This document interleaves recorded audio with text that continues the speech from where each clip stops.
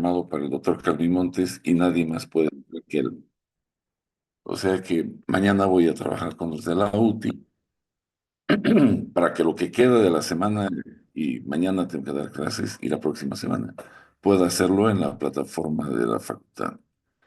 De otra manera voy a programar mis reuniones acá y va a ser diferente porque ahora estoy improvisando. Ni siquiera he programado, pues, la sala de espera no debería haber, pero tampoco la puedo cambiar cuando es una reunión improvisada. Si la planifico, sí puedo decir si quiero que exista o no salas de espera. Y ahora hay mucha gente ahí. Bueno, voy a esperar que se junten varios para, veamos, entrar todos juntos en algún momento. Ahora,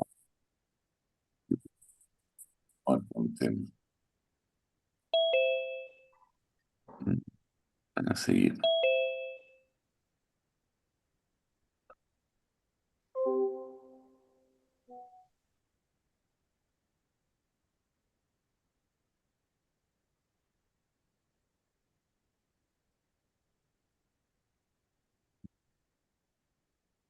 Ya.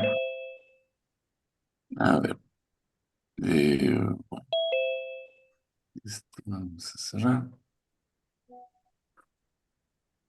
Bien. Entonces, vamos a continuar con esto de la individualización de la farmacoterapia.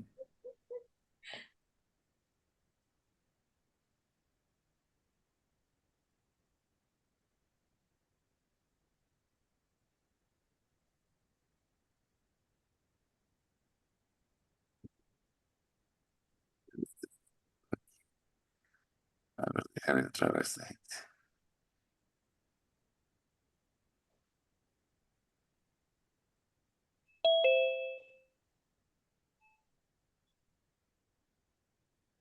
Olha isso.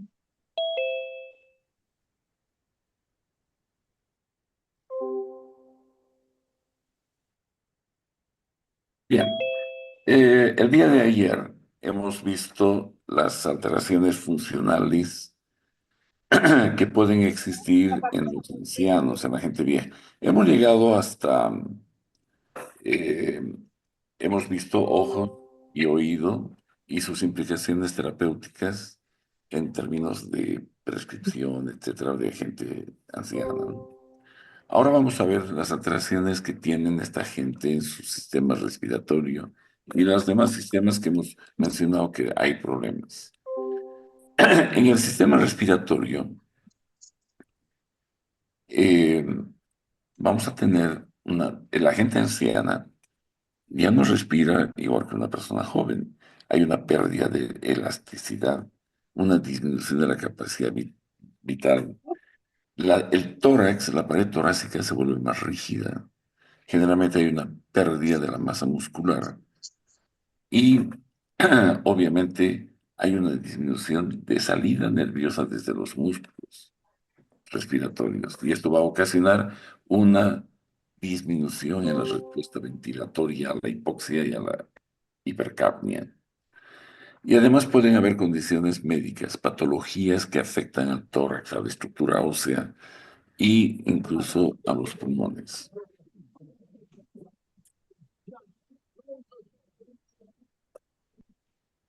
Los puntos de atención, los que está trabajando con gente vieja. Quinteros, tienes tu micrófono abierto.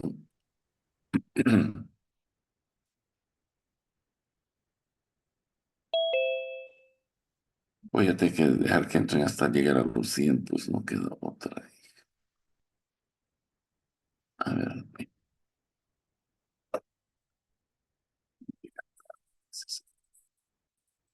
Entonces, ¿qué tenemos que hacer? Tener precaución para usar agentes que van a afectar las funciones pulmonares. A la gente vieja no podemos prescribir como facilidad depresores del sistema nervioso central. Tampoco podemos usar beta adrenérgicos. Estos van a a producir problemas en el diámetro bronquial y podemos producir o empeorar la toxicidad que puede ocurrir en ellos. Normalmente esta gente debe recibir vacunas para neumococo e influenza porque en el invierno suelen resfriarse y complicarse con estas bacterias o sí, la Haemophilus influenza y el neumococo que ahora tienen vacuna.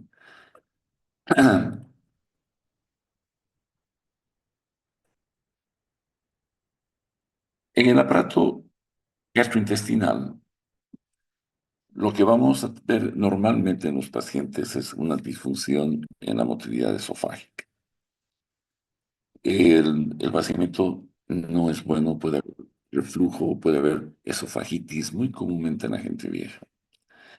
Y ese dolor retroesternal que puede deberse a este problema esofágico, que algunas veces incluso se confunde con problemas de, de infarto o angina de pecho, porque producen espasmos musculares en el esófago inflamado. Y a veces no sienten el dolor urente, pero hay disfunción y hay que tener mucho cuidado con los fármacos que se prescriben por allá. Y sobre todo el acompañamiento con líquido y que sea abundante el líquido para que no se quede la tableta pegada a la mucosa esofágica y pueda producir ulceración, incluso perforación. Hay condiciones médicas que alteran el sistema gastrointestinal en la gente mayor. La miastenia gravis, por ejemplo, el de cerebro vascular, eh, el Parkinson, el cáncer hipofaringio, los divertículos faringios, la diabetes mellitus que produce alteraciones motoras por una neuropatía eh, a- desde la faringe. Puede haber disfagias, pero tremendas, y la incapacidad de que el paciente pueda deglutir las tabletas. El cáncer esofágico es un problema, la candidiasis, que en la gente mayor por la ingesta escasa, el poco aseo, puede existir el problema este de la candidiasis oral y esofágica incluso, que va obviamente a ocasionar problemas para que el individuo tenga un peristaltismo propulsivo adecuado y pueda ingerir tabletas o medicamentos sólidos. La constipación es muy común en ellos. Esto debido a que el estado nutritivo generalmente es malo, comienzan a perder peso, masa muscular, no se mueven mucho y obviamente no comen lo necesario en fibra. No existe un tránsito intestinal normal. Entonces esto puede afectar eh, y debemos pensar siempre en la elección de fármacos para este tipo de personas. A ver, voy a aceptar una vez más. Ya.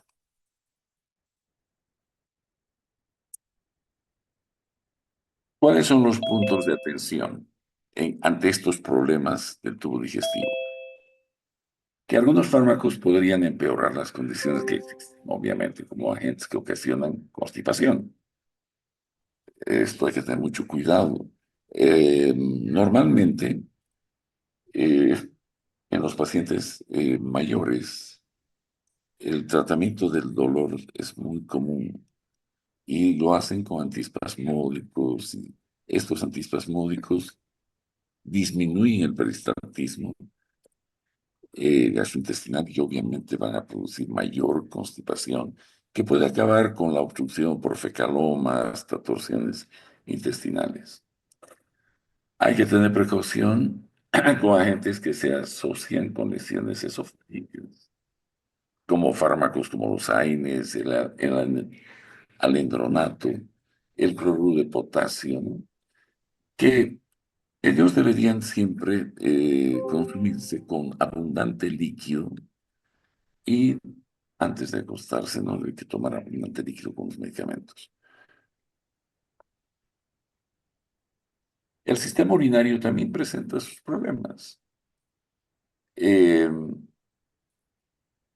5 a 10% de la gente vieja tiene incontinencia. Esto debido a que hay una inestabilidad del músculo detrusor o hay un problema en el esfínter y hay incontinencia. Puede haber incontinencia funcional. Muchos de ellos hacen retención urinaria. Hay orinas residuales, puede haber infección. Siempre hay que buscar, y si son hombres, hay que descartar que no exista publicidad. Y hay que tratar de usar fármacos que no alteren o produzcan mayor retención urinaria. Esto va a ocasionar, obviamente, infecciones en la vejiga, etcétera. Y la disfunción sexual que también puede empeorar con algunos fármacos. El 80% de los pacientes con disfunción sexual son de tipo orgásmico, es decir, 80% de ellos no pueden llegar al orgasmo y 75% no tienen erección. Y a esto, si empeoramos con la función de algunos fármacos, pues vamos a ponerlos en problemas serios, ¿no? Entonces, el anciano es un individuo que hay que pensar mucho antes de prescribir un fármaco. En el sistema genitourinario, entonces, los puntos de atención en la farmacoterapéutica es que no debemos utilizar fármacos que ocasionen incontinencia. Los diuréticos, por ejemplo, no deben usarse más allá de las 3 4 de la tarde, porque en la última dosis de un diurético a las 3 4 de la tarde vas a tener al paciente miccionando frecuentemente y abundantemente hasta las 10 11 de la noche. Si le das en el atardecer o antes de dormir, no va a dormir, pues el paciente va a estar con incontinencia. Si es anciano, incontinencia, micción, se va a meter en su cama. Los fármacos psicoactivos pueden también ocasionar incontinencia urinaria. Los relajantes musculares, los beta bloqueadores, la retención urinaria y la incontinencia puede empeorar con los anticolinérgicos. ¿Ok? Los anticolinérgicos, que va a ser motivo para que estudien de aquí a 2 semanas, son fármacos que se los usa como antiespasmódicos. Y además de retrasar el peristaltismo del tubo digestivo, lo que hacen es también relajar la musculatura del aparato urinario y van a tener, pues, estos pacientes problemas. Hay esfínteres que se van a contraer con los medicamentos y otros músculos que se relajan. Puede haber incontinencia o puede haber retención urinaria. Ambas cosas podemos observar, no en el mismo paciente, pero en diferentes pacientes, unos hacen retención y otros hacen incontinencia. Y la disfunción sexual, ¿no? Que hay que tenerla presente. Hay fármacos que se caracterizan por sus efectos farmacológicos en producir disfunción sexual. Y va a ser peor si damos medicamentos a un paciente que ya tiene disfunción sexual. En el sistema musculoesquelético, miren, la gente vieja pierde hasta un 30% de su masa muscular. Puede existir osteoartritis, ¿no? Esto por sobrecarga de peso. La gente que está con sobrepeso en la vejez puede tener una degeneración articular. Los esguinces repetidos, ¿no? Interfalángicos, distales y demás. La osteopenia, osteoporosis, que el 80% más son en mujeres. Esto debido a disminución en la actividad, calcio en la dieta, los estrógenos, las endocrinopatías, las enfermedades reumáticas, las neoplasias. Todo esto puede condicionar osteoporosis y osteopenia. Y tenemos que tener cuidado con fármacos que van a precipitar este problema. Entonces, los puntos de atención acá es que no tenemos que usar fármacos que van a producir alteraciones esqueléticas, corticoides, ¿verdad? La procainamida produce fenómenos o síntomas tipo reumatoide.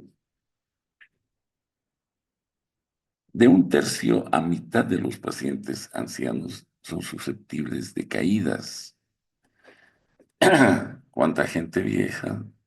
Problemas de este tipo. se caen de sus camas, se caen en la calle.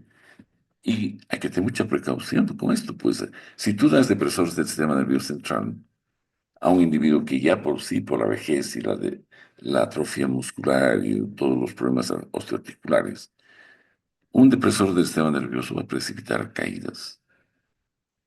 Y esas caídas terminan con fracturas de cabeza femoral, de pelvis, y al final acaban o en cirugía o en una cama hasta que fallecen. Los antihipertensivos, igual. Estos antihipertensivos en la primera dosis suelen producir caídas muy marcadas de la presión arterial con hipoperfusión cerebral y obviamente el paciente va a sentirse mareado, puede perder el equilibrio y caer. Mucha gente pierde hasta la vida después de la primera dosis de un antihipertensivo porque conducen vehículos y les viene la lipotimia de la primera dosis del antihipertensivo en su auto y se estrellan, pues si tienen accidentes o matan gente o se matan ellos.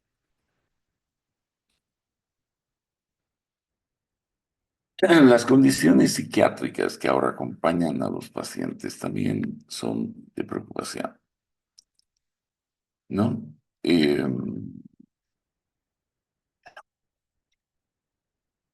tenemos pacientes ancianos con depresión. La gente vieja se deprime en la actualidad porque son abandonados por su familia. Se ven que no son útiles, tienen una serie de problemas. Después de una vida activa, de mantener familias, el hecho de estar en un asilo o botado en una casa, pues se deprimen. Entonces tienen también alteraciones del sueño. Ustedes han visto que la gente vieja no duerme en la noche, duermen el día de a poco, están toda la noche despiertos. Hay un incremento en la latencia y fragmentación. ¿Qué significa esto?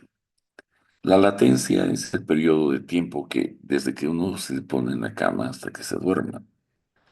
Esa gente no puede dormir.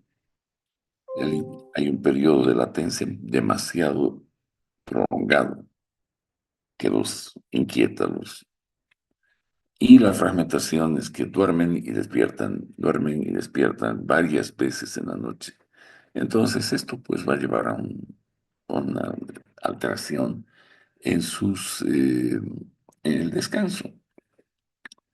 No van a poder tener un descanso adecuado, se sienten cansados al día siguiente, tienen problemas eh, que se incrementan a su mal estado, a su mal descanso, hay alteraciones en el ritmo biológico, hay pacientes que tienen demencia senil, hay regresión del ciclo del sueño y enfermedades emocionales y físicas que también van a afectar el sueño. Entonces no podemos utilizar medicamentos eh, estimulantes en la noche. Esta gente no debe tomar café, no debe tomar estimulantes de ningún tipo para atender cualquier problema emocional con antidepresivos y todas esas cosas que lo que van a hacer es incrementar el insomnio. El 10% de los pacientes hacen demencia. Entre estas está el Alzheimer, el infarto múltiple, las condiciones médicas como el Parkinson, la pseudodemencia, etcétera, que también debemos considerarlas antes de prescribir fármacos en este tipo de gente. Entonces, los puntos de atención son de que tenemos que eh, causar insomnio con algunos fármacos, pues, estos psicoterapéuticos, ¿no? Y los simpaticomiméticos que se usan para algunas enfermedades. Esto también ya van a ver pronto cuando hablen de sistema nervioso autónomo. Los fármacos que pueden precipitar delirio y depresión, como el alcohol, los psicoterapéuticos, los antiparkinsonianos, todos estos fármacos son eh, psicoactivos. Entonces, con mucha precaución en la gente vieja. ¿Cuáles son las alteraciones en la farmacocinética? La gente vieja tiene una serie de problemas. Por ejemplo, en cuanto a la absorción,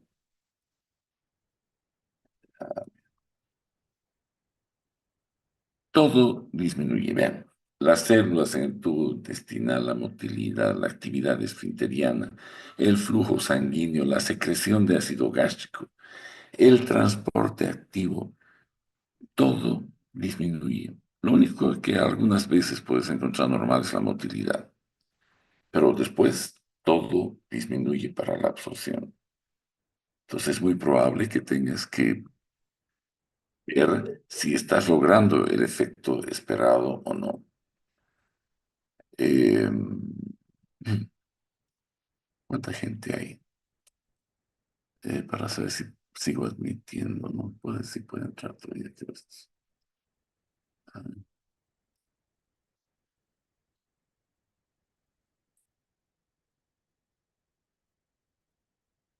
Ah, esto en cuanto a la absorción. Ahora, en la distribución, lo único que aumenta es el tejido adiposo, que puede afectar la distribución. Puede haber retención de fármacos o un atrapamiento de fármacos en el tejido adiposo que van a liberarse posteriormente y ocasionar problemas. La albúmina disminuye. La unión a la, esto es la filtración glomerular es esto, pero no sé por qué he puesto GD. La unión a las proteínas en la filtración glomerular disminuye. El tejido adiposo aumenta y el gasto cardíaco disminuye, pues normal. Todo depende si hay condiciones cardiovasculares que disminuyan el gasto cardíaco. En la biotransformación, casi todo disminuye excepto el metabolismo en la fase 2. La masa hepática disminuye un 1%. El flujo sanguíneo hepático disminuye. La función hepática disminuye. El metabolismo de la fase 1 disminuye. El único metabolismo que se mantiene es la fase 2. Este nunca se altera. Todo lo que es oxidación, reducción, etcétera, donde están las citocromo oxidasas, pues todo eso.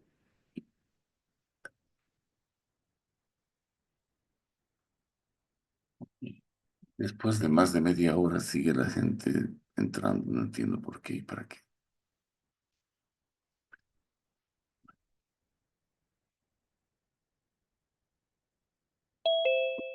Hablando también de la eliminación, la filtración glomerular disminuye, la función tubular disminuye, el flujo plasmático renal disminuye hasta un casi 50%, imagínense. O sea que existe una labilidad para eliminar sustancias a través del riñón. Cualquier daño renal mínimo podría llevar al paciente a una insuficiencia renal y poner en riesgo, obviamente, su vida. Los compuestos originales normalmente se eliminan bastante bien. Los metabolitos, pues algunos tienen problemas como la meperidina, la procainamida. Estos van a producir problemas. Hay una disfunción relacionada a fármacos como los AINES. Los riñones son muy susceptibles a los AINES a la cierta edad. Hay eh, pacientes que toman por mucho tiempo AINES. Los AINES son los fármacos antiinflamatorios no esteroideos, donde está la aspirina, ibuprofeno, naproxeno, todo esto. Que ahora pues se automedican los pacientes por cualquier tipo de molestia que tengan, ya sea somática o visceral, pues hay una automedicación, pero llevada al extremo. Las farmacéuticas son las que promueven el uso indiscriminado de fármacos y todo aquello. Esto puede llevar a un problema serio de la función de eliminación renal.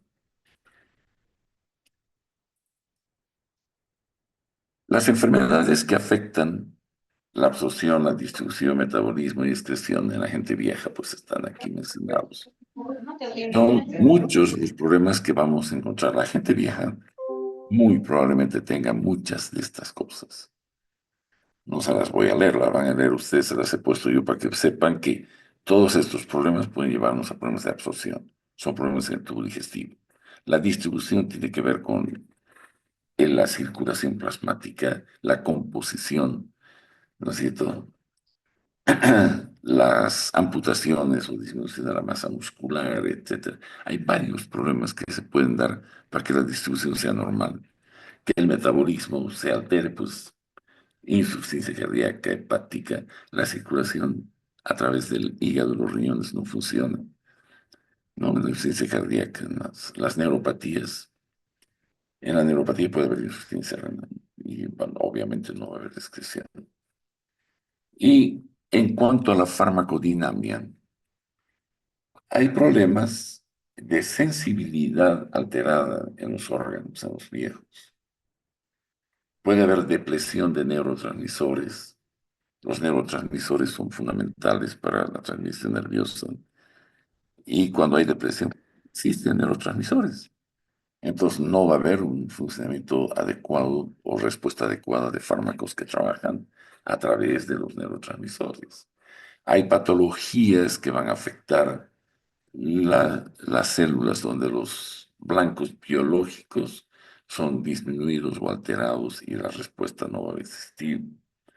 Los cambios fisiológicos y los estados nutricionales que pueden afectar al blanco biológico o a la sensibilidad del fármaco en esos órganos.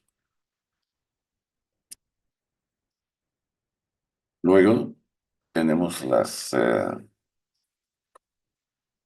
respuestas vasoreceptoras, que se han visto en fisiología, que existen células especializadas que van sensando permanentemente la presión. Y esta puede estar alterada, las respuestas vasoreceptores alteradas. Va a haber obviamente una mala lectura de la presión y puede ocasionar una reducción del tono venoso periférico. Entonces es muy probable que exista una rémora, edema en extremidades, varices en extremidades. Hay una disminución de la dopamina y de la acetilcolina. Entonces vamos a esperar una disminución de la actividad del sistema dopaminérgico y colinérgico.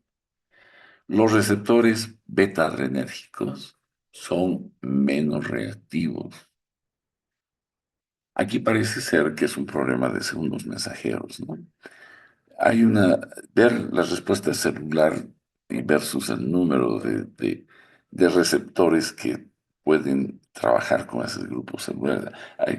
Hay teorías. Sin embargo, lo que sí sabemos es que la gente vieja tiene problemas no sus receptores no son muy reactivos a los beta-adrenérgicos.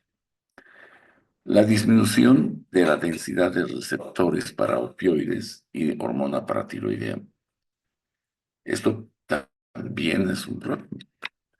Cuando queremos mejorar la calcemia del paciente, cuando queremos aliviar el dolor en el paciente, pues no existen receptores opioides suficientes para bloquear la transmisión espinal o supraespinal, donde trabajan los receptores opioides. Puede haber respuestas farmacodinámicas también incrementadas.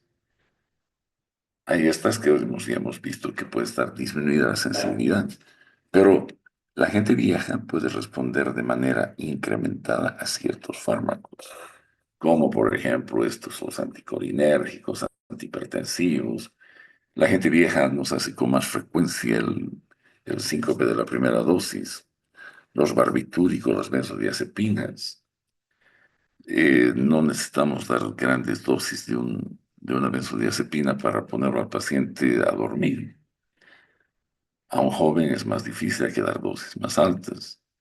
Los bloqueadores de calcio, la digoxina, la heparina, la levodopa, miren, neurolépticos, los opioides, la warfarina, todos estos pueden tener en esta gente respuesta farmacodinámica incrementada, más allá de lo que normalmente esperamos en la población en general. Eh, Vean, les he puesto aquí un conjunto de medicamentos y el efecto. Si la sensibilidad es la que está incrementada, los antidiabéticos hay un incremento de las reacciones de hipoglicemia. Cada una de estas cositas que van a leer ustedes, o sea, las voy a leer yo, pues. He puesto porque este tema no hay en los libros de farmacología como el Katzun y Goodman y Gelman y demás. Ustedes tienen que ver de acá porque esto es sacado de varios textos y de papers que he puesto en algunos abajo la referencia.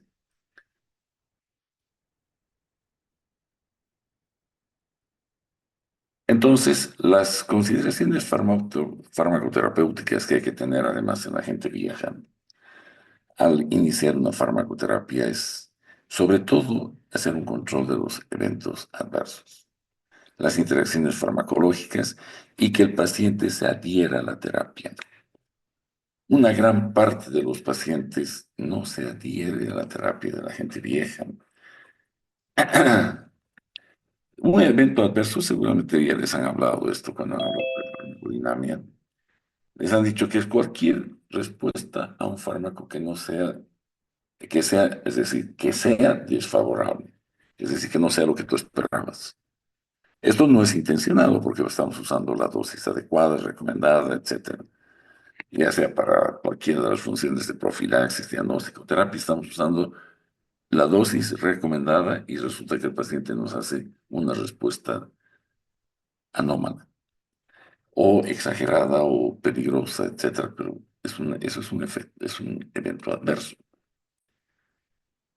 Vean ustedes esto, los eventos adversos en los adultos mayores, 2 a 7% es mayor, es más en la gente vieja. Del 10 al 25% ocurren en hospitales geriátricos. Eh, Normalmente estos eventos pueden enmascarar o empeorar otras condiciones.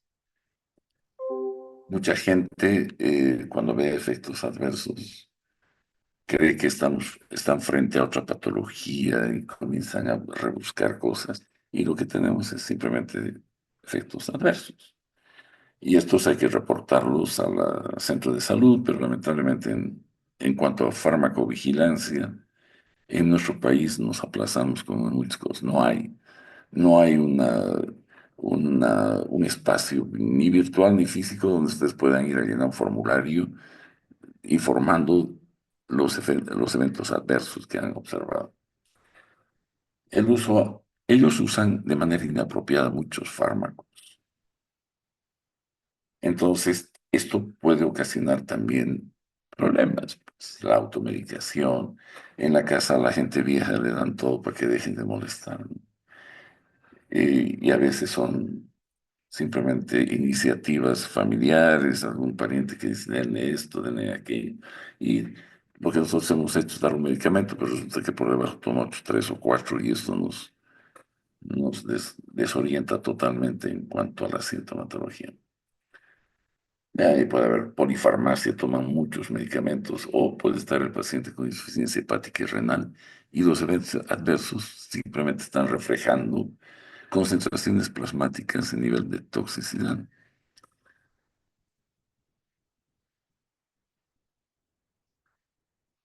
Los factores que están relacionados con el incremento de la incidencia de reacciones adversas en la gente vieja son estos.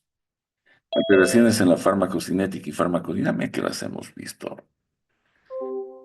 Una frecuente presencia de múltiples enfermedades, que eso es lo que pasa con la gente vieja. La polimedicación, y esto es peor aún cuando son varios médicos.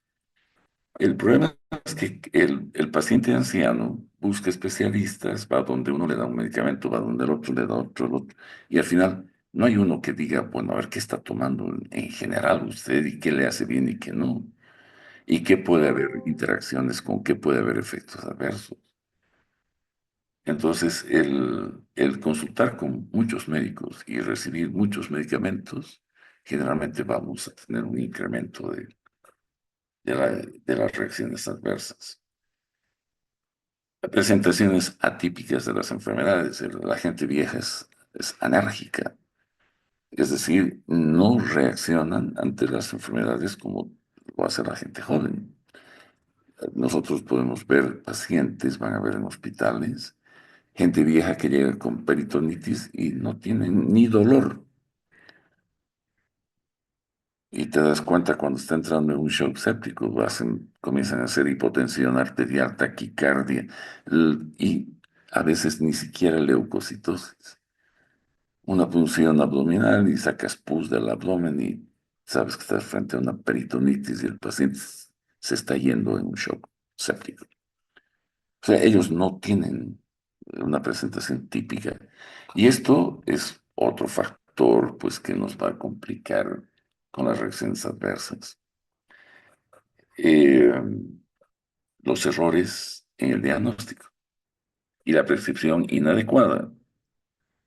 Esto ya son temas de, de mal razonamiento clínico del médico. Tiene que ser un especialista, un geriatra que esté acostumbrado a ver gente vieja y la prescripción adecuada generalmente hecha por ellos. Esto que les decía es recibir prescripción de varios médicos y ninguno se preocupa de qué otra cosa le han prescrito.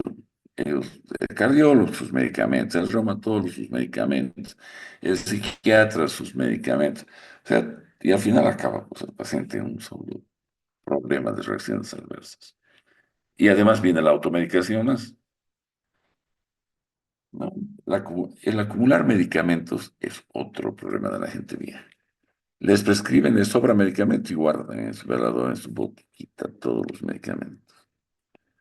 Y no saben qué más tomar. Pues si les duele, saben qué cosa más o menos le han dado para qué.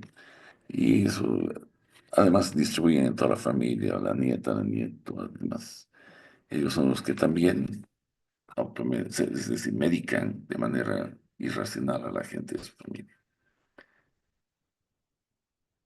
Las interacciones farmacológicas son pues mucho más probables, ¿verdad? Si pensamos, como toman tantos medicamentos, vamos a tener hasta de un 2 a 23% de interacciones farmacológicas en la gente vieja. Y esto tiene que ver con la polifarmacia, tiene que ver con el uso concurrente de alcohol, tiene que ver con dos o más prescriptores o farmacéuticos, porque ahora los farmacéuticos prescriben más que nosotros, creo.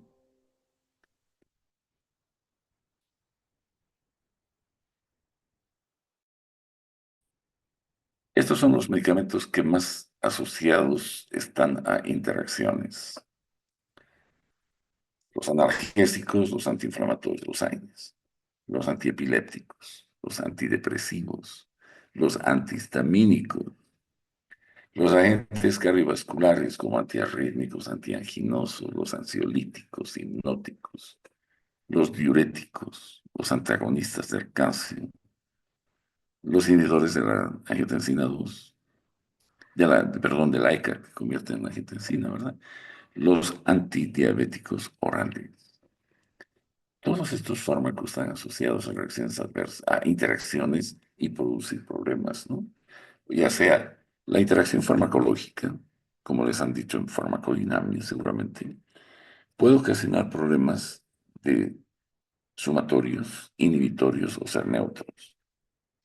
Unos fármacos inhiben la acción de otros, otros potencian y otros son indiferentes.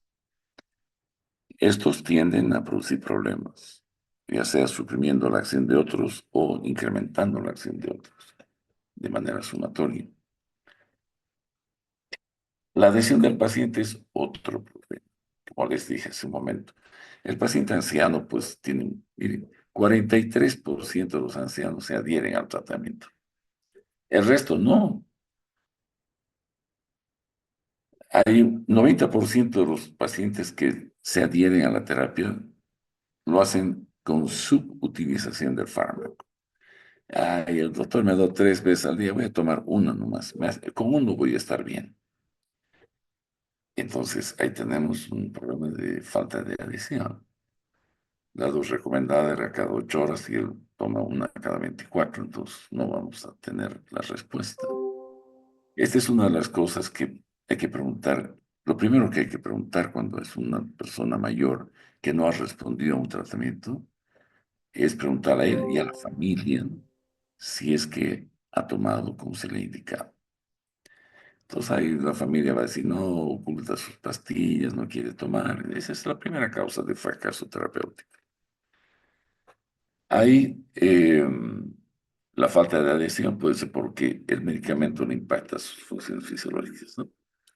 La visión, la audición, con eso, todo. Tiene pues el impacto de esas funciones. Primero, él ya no ve ni escucha bien. Hay problemas de cognición, demencia, Alzheimer, todas esas cosas. Hay problemas para deglutir, tiene problemas de dolores. Entonces, puede ser que no se adhiera a la terapia porque no sabe qué va a tomar. La gente que no tiene soporte social o familiar es la gente que no va bien con ninguna farmacoterapia. Por eso es que a una persona que no tiene soporte familiar se lo hospitaliza las más de las veces, porque es la única forma de asegurarnos que sobreviva. No por lo grave que está, sino porque no hay quien le dé los medicamentos, ni lo oriente en la toma, ni el horario, etcétera. Entonces, la adhesión no es porque él no quiere, sino porque no sabe qué tiene que tomar, ni entiende, o no se acuerda.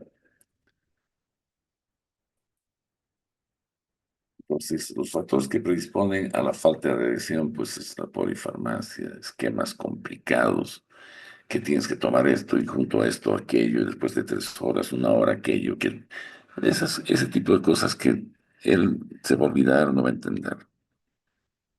Y a veces, ahora especialmente el costo de los medicamentos, ¿no? Tenemos un país en crisis y mucha gente deja de tomar los medicamentos porque no le alcanza la economía para comprarlos.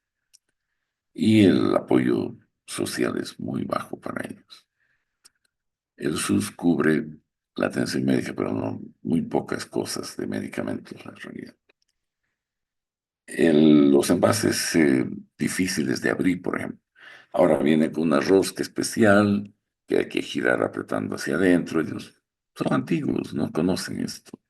Y cuando la farmacia les venden un botelloncito que hay que hacer estas cosas para abrir difícil, no van a tomar, pues. O finalmente no comprenden lo que les has instruido.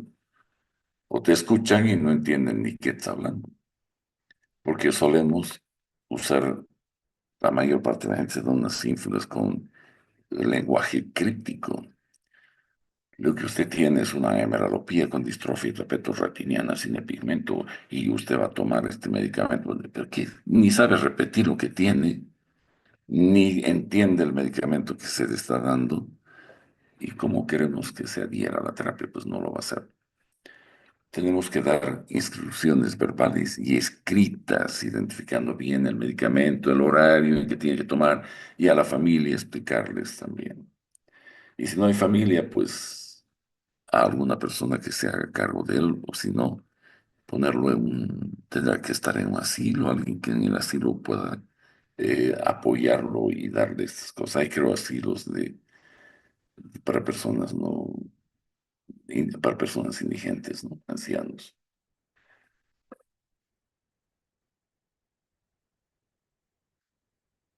Eh, Estos son los factores que predisponen a un bajo cumplimiento en el tratamiento, cuando están muy, muy viejitos, ¿no? La falta de apoyo familiar, la demencia, la polimedicación, confusión en nombres de los medicamentos, como esa broma que hay de ese viejito que va a la farmacia y dice, quiero que me vendas 4 de estas tabletas para hacer el amor. Y las farmacéuticas dicen, no es nada de eso, esto es paracetamol, no es para hacer el amor. Algo así, ellos no se acuerdan el nombre, repiten cosas que no son. Regímenes de dosificación complejos, aparición de reacciones adversas, el tamaño, color, sabor de los medicamentos, que a veces los confunde, son el mismo tamaño, el mismo color, que cómo pueden diferenciar, si no pueden mirar bien. Las características del envasado. de los medicamentos, que también puede ser un problema, el déficit visual y auditivo que ya tienen, y el tamaño de las letras del prospecto. El prospecto es ese papelito que viene dentro de las cajitas, las botellitas, que tú abres y es un chorizo que se despliega lleno de efectos adversos. Y una letra tan chiquita que yo no puedo leer, ustedes no sé si podrán, pero para mí eso es imposible si no uso un amplificador, una lupa, algo en mi teléfono que pueda hacerme leer.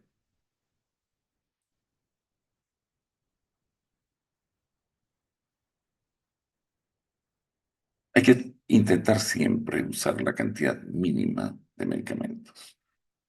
Y para esto, pues hay que tratar la causa, no la sintomatología. Habría que tratar la causa en lo que sea posible. Nuestra medicina alopática tiene muy pocos éxitos como las patologías crónicas. Hacemos solo tratamientos de soporte, sostén, evitando la progresión, evitando la sintomatología, pero ojalá se pudiera tratar la causa en todas. Así evitamos un uso prolongado de los medicamentos. Algunas veces la sintomatología puede ser iatrogénica, que significa que tú la has producido al usar mezclas o dosis inadecuadas. Siempre hay que reevaluar la acción de los medicamentos. Adriana entró para cerrar la clase. Los abordajes no farmacológicos pueden ser también otra alternativa para solucionar sus problemas. Y siempre como una premisa en la farmacoterapia, hay que iniciar con dosis efectivas mínimas. Casi en todas las farmacoterapias hay que usar la dosis efectiva mínima. Y hay que ir subiendo hasta lograr el efecto que uno espera. Nunca con dosis plena, que puedes tener respuestas amplificadas o no adecuadas a lo que tú esperas. Hay que ir a incrementar lentamente la dosis en intervalos hasta lograr el efecto. Estas son dosis incrementales. No todos los fármacos se usan dosis incrementales, pero la mayor parte de ellos, cuando puedes el chance de que te dicen la dosis mínima es esta y la máxima esta, pues hasta llegar a la máxima vas a ir incrementando, siempre evaluando clínicamente la respuesta. Muy bien. Mañana voy a terminar con esto y seguramente si es que no logro solucionar el problema de la plataforma Zoom de la facultad, voy a hacerlo en mi Zoom y voy a poner en el Classroom el, ah, la invitación el link para que entren sin tener que hacer espera en la salita de espera que tiene el Zoom. Esto ha sido otra vez improvisado, pensé que se había solucionado el problema ayer, pero estamos en lo mismo. Nos han pasado un link inapropiado. El único que puede entrar es el doctor Carlinotti, porque sí lo hicieron para él. Eh, el mío no funciona. En ninguna de mis máquinas, no puedo hacerlo ni de mi teléfono, ni de mi computadora, ni mi laptop. O sea que ojalá mañana solucione, si no, estén atentos al Classroom, chicos, ¿sí? Y mañana termino con esto de la individualización de la farmacoterapia y la próxima semana voy a empezar a hablar ya de aspectos asociados a la farmacodinámica. Vamos a ver los blancos biológicos en los cuales la acción de los fármacos se lleva a cabo. Y yo voy a empezar hablando de los que son los autacoides o mediadores locales, que es un conjunto de fármacos que actúan localmente. No son hormonas, no son neurotransmisores, son mediadores locales. Donde se producen, actúan en la piel, en los músculos, en varios tejidos. Está la histamina, serotonina, etcétera. Vamos a hablar de todo esto. Y luego van a entrar ya al sistema nervioso autónomo, parasimpático, simpático, que también son parte de esto de la farmacodinámica. Y eh, viene después el examen parcial. Que tengan buena noche y nos vemos mañana, chicos, ¿eh?